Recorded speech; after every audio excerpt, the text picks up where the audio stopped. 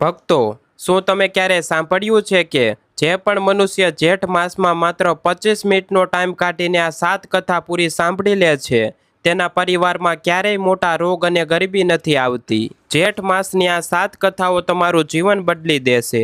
તો આ કથાને અધૂરી છોડવાની ભૂલ બિલકુલ ન કરતા।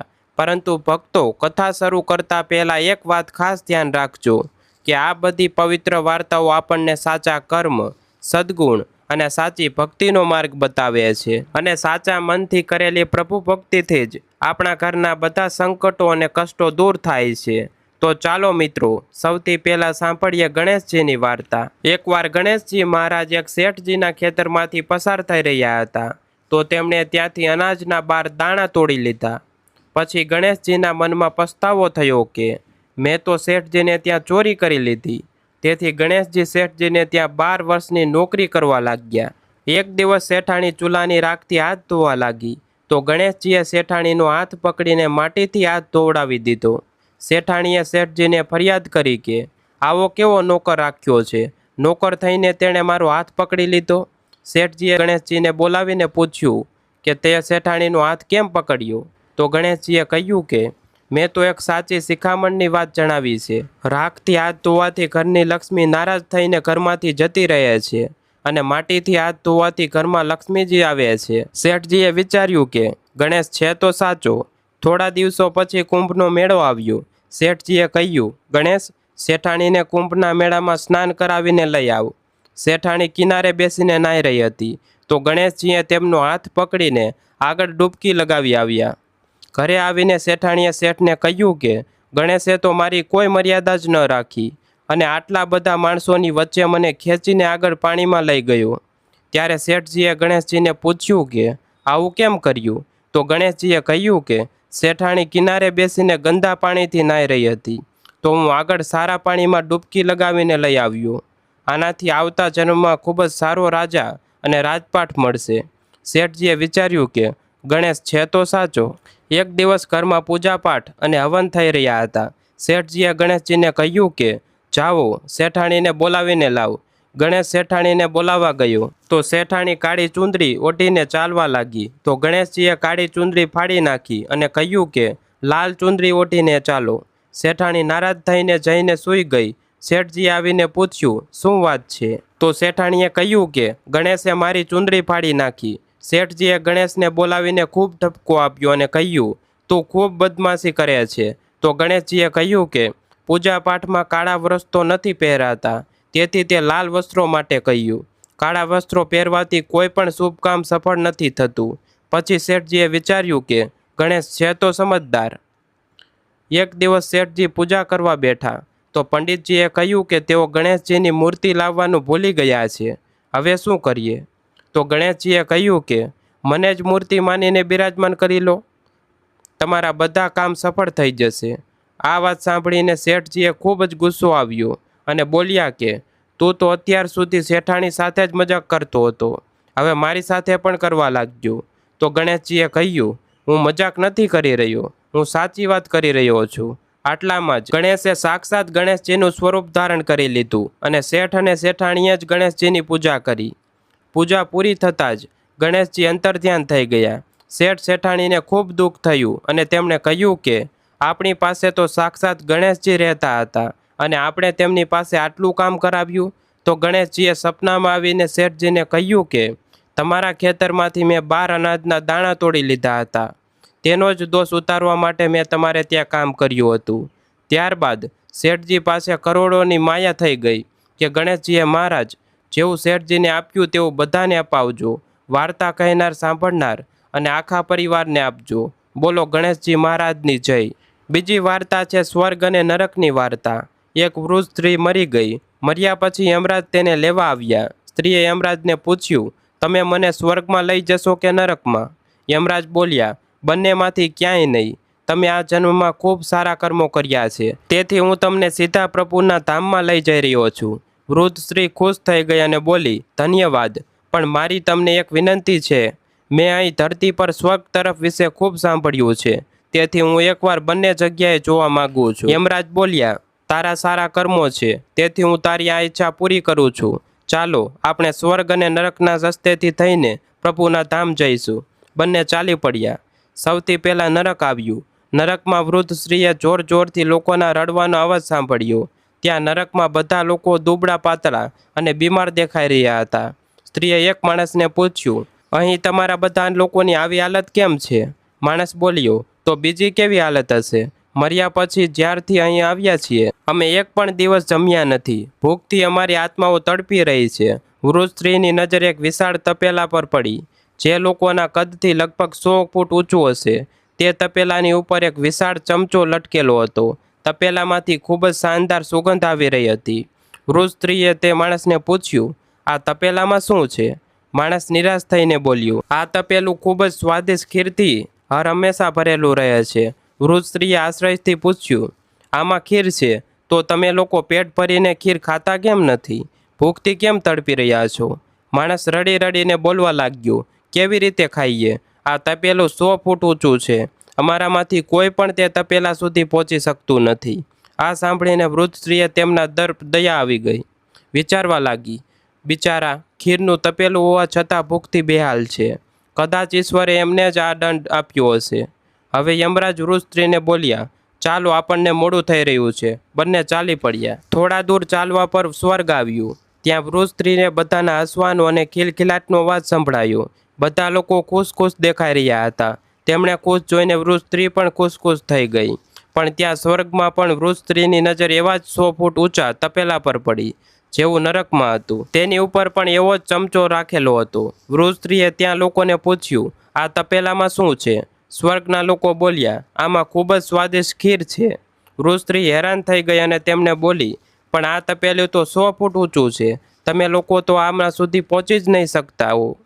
એ હિસાબે તો તમને લોકોને ખાવાનું મળતું જ નહીં હોય અને તમે લોકો ભૂખથી બેહાલ હશો. પણ મને તો તમે બધા લોકો ખુશ લાગી રહ્યા છો. આવું કેમ? એમાંથી એક વ્યક્તિ બોલ્યો, અમે બધા લોકો તો આ તપેલામાંથી પેટ ભરીને ખીર ખાઈએ છીએ. સ્ત્રી બોલી, પણ કેવી રીતે? તપેલું તો ખૂબ ઊંચું છે. વ્યક્તિ બોલ્યો, તો શું થઈ ગયું? તપેલું ઊંચું છે તો અહીંયા કેટલા બધા વૃક્ષો છે. અમે આ વૃક્ષોનું લાકડું લીધું, તેમણે કાપ્યા અને એક વિશાળ સીડીનું નિર્માણ કર્યું. તે લાકડાની સીડીના સહારે અમે તપેલા સુધી પહોંચીએ છીએ અને બધા મળીને ખીરનો આનંદ લઈએ છીએ. વૃદ્ધ સ્ત્રી યમરાજ તરફ જોવા લાગી. યમરાજ મુસ્કુરાયા અને બોલ્યા, ઈશ્વરે સ્વર્ગ અને નરક મનુષ્યના હાથમાં સોંપી રાખ્યું છે. ચાહે તો પોતાના માટે નરક બનાવી લો, ચાહે તો પોતાના માટે સ્વર્ગ. ઈશ્વરે બધાને એક સમાન હાલતોમાં મૂક્યા છે. તેમના માટે તેમના બધા બાળકો સમાન છે. તે કોઈની સાથે ભેદભાવ નથી કરતા. ત્યાં નરકમાં પણ ઝાડ પાન બધું જ હતું, પણ બધા લોકો જાતે જ આળસુ છે. તેમણે ખીર હાથમાં જ જોઈએ છે. તે કોઈ કર્મ, કોઈ મહેનત નથી કરવા માગતા. તેથી ભૂખથી વ્યાકુળ છે. કારણ કે આ જ ઈશ્વરની બનાવેલી આ દુનિયાનો નિયમ છે કે જે કર્મ કરશે, મહેનત કરશે, તેને જ મીઠું ફળ ખાવા મળશે. સ્વર્ગના સપના છોડી દો, નરકનો ડર છોડી દો. બસ તમારા કારણે કોઈનું દિલ ન દુભાય, આટલું વિચારો અને બાકી બધું ઈશ્વર પર છોડી દો. ત્રીજી વાર્તા છે લક્ષ્મી માતાની વાર્તા. એક ગામમાં એક સાહુકાર રહેતો હતો. સાહુકારની એક દીકરી હતી. તે દરરોજ પીપળો સિંચવા જતી હતી. પીપળાના વૃક્ષમાંથી લક્ષ્મીજી પ્રગટ થતા હતા અને જતા રહેતા. એક દિવસ લક્ષ્મીજી સાહુકારની દીકરીને કહેવા લાગ્યા, તું મારી સખી બની જા. ત્યારે છોકરીએ કહ્યું કે હું મારા પિતાને પૂછીને કાલે આવીશ. સાહુકારની દીકરીએ ઘરે આવીને પોતાના પિતાજીને બધી વાત કહી દીધી. ત્યારે તેના પિતાજી બોલ્યા, તે તો સાક્ષાત લક્ષ્મીજી છે. આપણને બીજું શું જોઈએ? તું લક્ષ્મીજીની સખી બની જા. બીજે દિવસે તે છોકરી ફરી આવી. ત્યારે લક્ષ્મીજી પીપળાના ઝાડમાંથી નીકળીને આવ્યા. તેમને કહ્યું, સખી બની જા. તો છોકરીએ કહ્યું, બની જઈશ, અને બંને સખી બની ગઈ.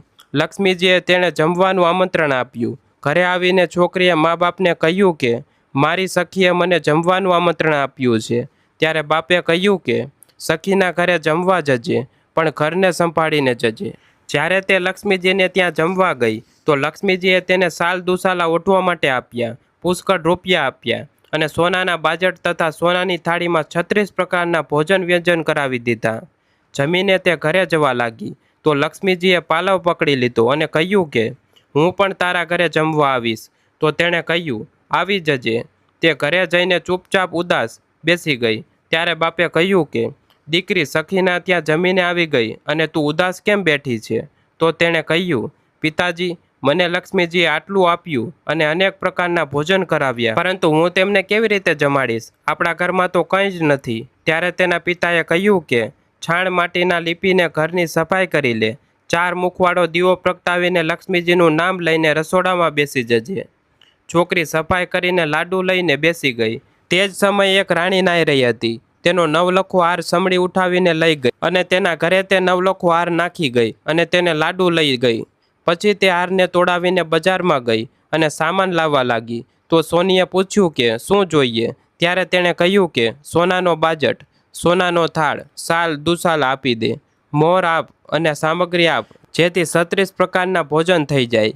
આટલો સામાન આપ. બધી વસ્તુઓ લઈને ખૂબ તૈયાર થવા લાગી અને રસોઈ બનાવી. ત્યારે ગણેશજીએ કહ્યું કે લક્ષ્મીજીને બોલાવો. આગળ આગળ ગણેશજી અને પાછળ પાછળ લક્ષ્મીજી આવ્યા. તેણે ફરી બાજટ ઢાળી દીધો અને કહ્યું, સખી બાજટ પર બેસી જા.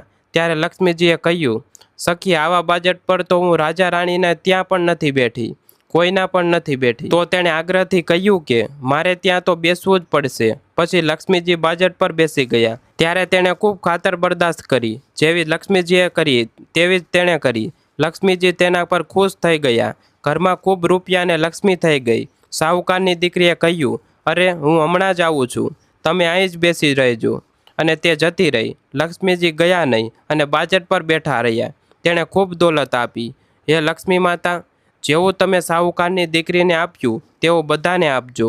વાર્તા કહેનાર, સાંભળનાર, હુંકારો ભરનાર, પોતાના બધા પરિવારજનોને આપજો.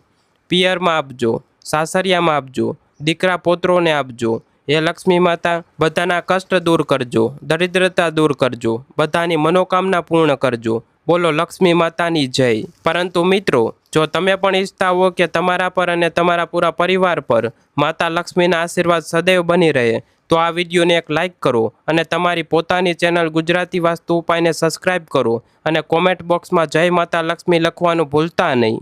ચોથી વાર્તા છે અમર સુહાગની વાર્તા. એક બ્રાહ્મણી હતા. તેમની 5 દીકરીઓ હતી. 5 દીકરીઓ વિધિ વિધાનથી દેવી દેવતાઓ મહાદેવ અને માતા પાર્વતીનું વિધિપૂર્વક પૂજન કરી અમર સુહાગની કથા સાંભળતી હતી. પૂજા સમયે 4 મોટી દીકરીઓ દીવો પ્રગટાવતી તો પૂજા પૂર્ણ થવા સુધી પ્રગટ્યો રહેતો, પરંતુ 5મી દીકરીનો દીવો વાર્તા સાંભળતા પહેલાં જ ઓલવાઈ જતો હતો. આ જોઈને 5મી દીકરીએ ચિંતા થવા લાગી. બધી બહેનોનો દીવો તો પ્રગટે છે, મારો દીવો જ કેમ ઓલવાઈ જાય છે?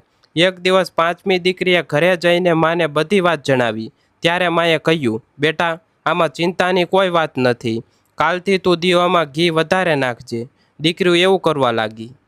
થોડા સમય પછી બ્રાહ્મણે 5 દીકરીઓના વિવાહ કરી દીધા. 4 દીકરીઓના ઘરમાં અન્ન ધનના ભંડાર ભરેલા હતા, પરંતુ 5મી દીકરીની આર્થિક સ્થિતિ થોડી નબળી હતી.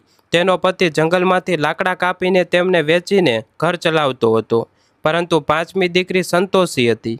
તે ખૂબ સમજદાર હતી અને ક્યારેય કોઈથી ફરિયાદ કરતી ન હતી. વિવાહ પછી પણ મહાદેવ માતા પાર્વતીનું પૂજન કરતી હતી. એક દિવસ તેનો પતિ ઓછા લાકડા લઈને આવ્યો તો તેણે પૂછ્યું, શું થયું? આજે લાકડા ઓછા કેમ લાવ્યા? તો પતિએ કહ્યું, આજે મારી તબિયત ખરાબ છે, મને તાવ છે. બીજે દિવસે છોકરીએ પતિને કહ્યું, આજે તમારી તબિયત ઠીક નથી, તો આજે હું પણ તમારી સાથે ચાલીશ. તેણે સાસુ સસરાની આજ્ઞા લઈને પતિની સાથે ચાલી નીકળી. જંગલમાં પતિની તબિયત વધુ ખરાબ થઈ ગઈ અને પતિનું મૃત્યુ થઈ ગયું. જંગલમાં તે એકલી હતી અને કોઈ મદદ માટે ન હતું. પતિનું માથું ખોળામાં રાખીને વિલાપ કરવા લાગી. રડતા રડતા શિવ પાર્વતીને પોકારવા લાગી, હે મહાદેવ, હે મા પાર્વતી, મેં હંમેશા તમારું ધ્યાન પૂજન કર્યું છે. તમારા સિવાય મારું કોઈ નથી. હું ઘરે જઈને મારા ઘરડા સાસુ સસરાને શું કહીશ? છોકરીનો વિલાપ અને સાચી ભક્તિ જોઈને મા પાર્વતીએ કહ્યું, હે પ્રાણનાથ, આપણને આ નિર્જન જંગલમાં કોણ પોકારી રહ્યું છે? આપણે તેની રક્ષા કરવી જોઈએ. અને તરત જ માતા પાર્વતી પ્રગટ થઈ ગયા. માતા પાર્વતીએ પૂછ્યું, છોકરી, શું થયું છે? તું રડી કેમ રહી છે? ત્યારે છોકરીએ બધી વાત જણાવી અને મહાદેવજી તથા પાર્વતી માતાના ચરણ પકડી લીધા અને વિનંતી કરવા લાગી. તેની પૂજા ભક્તિથી પ્રસન્ન થઈને તેના પતિને જીવનદાન આપ્યું અને આશીર્વાદ આપ્યો કે જે કોઈ પણ સૌભાગ્યવતી સ્ત્રી શ્રદ્ધા ભક્તિથી અમર સુહાગની શિવજી તથા માતા પાર્વતીની પૂજા કર્યા પછી કથા સાંભળશે, તે સદૈવ અખંડ સૌભાગ્યવતી રહેશે. તેના સુખ સંપત્તિ અને અન્ન ધનના ભંડાર સદૈવ ભરેલા રહેશે. બોલો ભગવાન શંકરની જય. માતા પાર્વતીની જય। પાંચમી વાર્તા છે ધરતી માતાની વાર્તા। પ્રાચીન સમયની વાત છે। એક ગામમાં એક મા અને તેનો દીકરો દીકરી રહેતા હતા। મા ગરીબ હતી। તે મજૂરી કરીને પોતાના પરિવારનું પેટ ભરતી હતી। ધીમે ધીમે દિવસો પસાર થતા ગયા અને બાળકો મોટા થવા લાગ્યા। દીકરી લગ્ન યોગ્ય થઈ ગઈ ત્યારે મા પણ વૃદ્ધ થઈ ગઈ। માએ પોતાના દીકરાને કહ્યું, બેટા, તારી બહેન લગ્ન યોગ્ય થઈ ગઈ છે, તેથી તારા જેવું ઘર જોઈને તેના લગ્ન કરજે। આવું બોલીને મા તો થોડા દિવસો પછી મરી ગઈ। તેનો ભાઈ ગામે ગામે ફર્યો, પરંતુ બહેનને યોગ્ય પતિ ન મળ્યો। તે ફરી ફરીને થાકી ગયો અને એક દિવસ વિચારવા લાગ્યો કે મારા જેવો તો આ દુનિયામાં કોઈ નથી, તેથી હું જ આની સાથે લગ્ન કરી લઉં છું।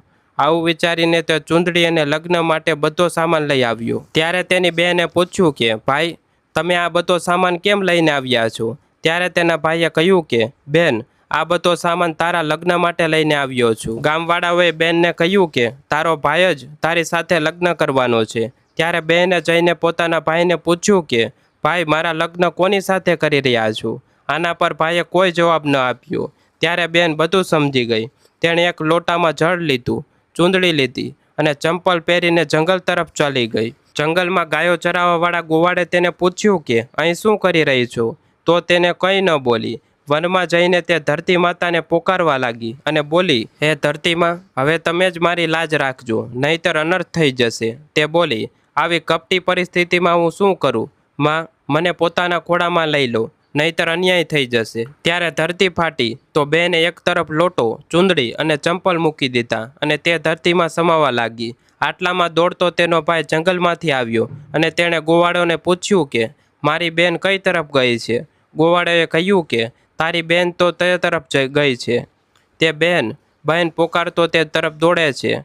તે ત્યારે જુએ છે કે તેની બહેન ધરતીમાં સમાઈ રહી છે। આ જોઈને તે બહેનને પોકારતો તે તરફ દોડે છે। ત્યાં સુધીમાં તેની બહેન ધરતીમાં સમાઈ ચૂકી હતી। ફક્ત થોડા વાળ દેખાઈ રહ્યા હતા। તે બહેનના વાળને મુઠ્ઠીમાં પકડીને રડવા લાગ્યો। બહેન તો સત્ય માટે ધરતી માતા ખોળામાં સમાઈ ગઈ। મારી બુદ્ધિ ભ્રષ્ટ થઈ ગઈ હતી।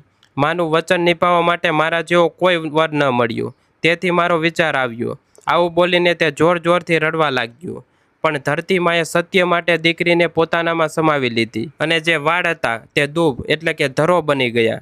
તેથી સ્ત્રીઓ ધરતી માતાની વાર્તા સાંભળે છે અને ચૂંદડી, ચંપલ, લોટો તથા વાસણમાં લીલા મગ અને લાડુ કુંવારી કન્યાને આપે છે। જે પણ ધરતી માતાની વાર્તા સાંભળે છે, ધરતી માતા તેને સુખી રાખશે। હે ધરતી માતા, ધરતી માતાની વાર્તા કહેનાર, સાંભળનાર અને હુંકારો ભરનાર બધાને સુખી રાખજો। બોલો ધરતી માતાની જય। છઠ્ઠી કથા છે આઠે વારની કથા। કોઈ ગામમાં એક મા દીકરો રહેતા હતા અને વહુ પણ સાથે રહેતી હતી। એક દિવસ સવારમાં મા ગંગા સ્નાન કરવા માટે જતી રહી હતી તો વહુને કહી ગઈ કે દીકરાને સવારે રોટલી આપી દેજે। તેણે કહ્યું, ઠીક છે, હું આપી દઈશ। સવારે દીકરો ઉઠ્યો અને બોલ્યો કે મા, મને રોટલી આપ। આ સાંભળીને તેની પત્ની આવી અને બોલી કે ન તો તારી મા અહીં છે અને ન તો રોટલી છે, કંઈ કમાઈને લાવીશ તો જ હું રોટલી આપીશ। તે બોલ્યો, ભગવાન, હું કમાતો નથી જાણતો। તેથી વહુ ન માની। તેણે કહ્યું, સારું, તું 4 રોટલી કેરીના અથાણા સાથે જ આપી દે। વહુએ 4 રોટલી બનાવી અને પોતાના પતિને આપી દીધી। તે રોટલી લઈને કૂવાની પાળ પર આવીને બેસી ગયો અને ભગવાનને યાદ કરવા લાગ્યો। તે બોલ્યો, રામ, હું કમાતા નથી જાણતો। ભગવાન તેની વાત સાંભળીને બ્રાહ્મણનો વેશ બનાવીને આવ્યા અને કહેવા લાગ્યા કે તું આટલો ઉદાસ કેમ બેઠો છે? તે બોલ્યો, મારી પત્નીએ કહ્યું છે કે જ્યારે તું કમાતા જાણીશ અને કમાઈને લાવીશ ત્યારે જ રોટલી મળશે, પરંતુ હું કમાતા નથી જાણતો। ભગવાન બોલ્યા કે હું પણ કમાતા નથી જાણતો, પરંતુ હું 8 વારના નામ જાણું છું। આનાથી તારા ઘરમાં અતૂટ ભંડાર ભરાઈ જશે।